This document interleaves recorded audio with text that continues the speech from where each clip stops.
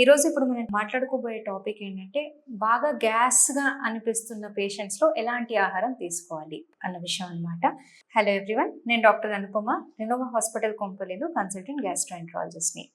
సహజంగా ఈ గ్యాస్ అన్నది ఎందుకు అంత ఎక్కువగా ప్రొడ్యూస్ అవుతుంది అంటే మనం తినే ఆహారంలో ఫర్మెంటబుల్ ఫైబర్స్ అని ఉంటాయి.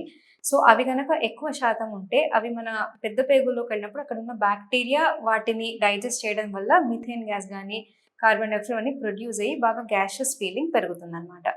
సహజంగా మనం తీసుకునే ఆహారంలో కూడా ఇలాంటి ఫర్మెంటబుల్ ఫైబర్స్ తక్కువగా ఉండే ఆహారం తీసుకోవాలి.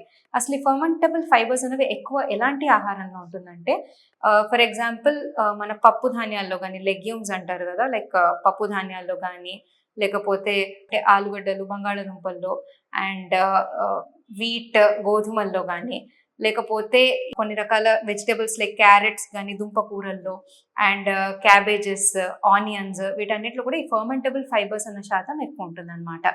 ఇలాంటివి తీసుకున్నప్పుడు గ్యాస్ ప్రాబ్లం ఎక్కువగా అయ్యే అవకాశం ఉంటుంది. లో ఫోడ్మాప్ డైట్ అని తినాల్సిన అవసరం ఉంటుంది. ఫోడ్మాప్ అంటే ఏంటంటే fermentable oligo di and monosaccharides and polyols అనమాట.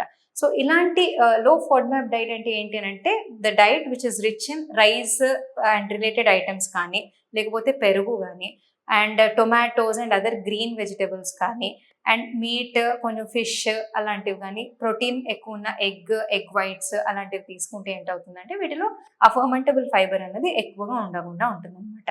అండ్ ఇంకో రీజన్ ఏంటంటే మిల్క్ అండ్ మిల్క్ ప్రోడక్ట్స్తో కొంతమందికి ఈ గ్యాస్ ఎక్కువ అయ్యే అవకాశం ఉంటుంది. అది సహజంగా ఏషియన్ పాపులేషన్లో లాక్టోజ్ ఇంటాలరెన్స్ అనేది కామన్. వీళ్ళలో పాలు కానీ, పాల ఉత్పత్తులు కానీ ఎక్కువగా తీసుకున్నప్పుడు వాళ్ళకి కొంచెం డైజెస్ట్ చేసే ఎంజైమ్ సరిగ్గా ఉండకపోవడం వల్ల బాగా గ్యాస్ సెన్సేషన్ కానీ, మోషన్స్ అవ్వడం కానీ ఉంటుంది. అలా మీకు స్పెసిఫిక్గా మిల్క్ తాగంగానే సిమ్టమ్స్ అగ్రవేట్ అవుతున్నాయి అనిపిస్తే మిల్క్ని కూడా అవాయిడ్ చేయాల్సి వస్తుంది. అది వేరే మిల్క్ ప్రోడక్ట్స్ని అవాయిడ్ చేయొచ్చు, కానీ పెరుగు మంచిది. పెరుగు అండ్ బటర్ మిల్క్ అయితే తీసుకోవచ్చు.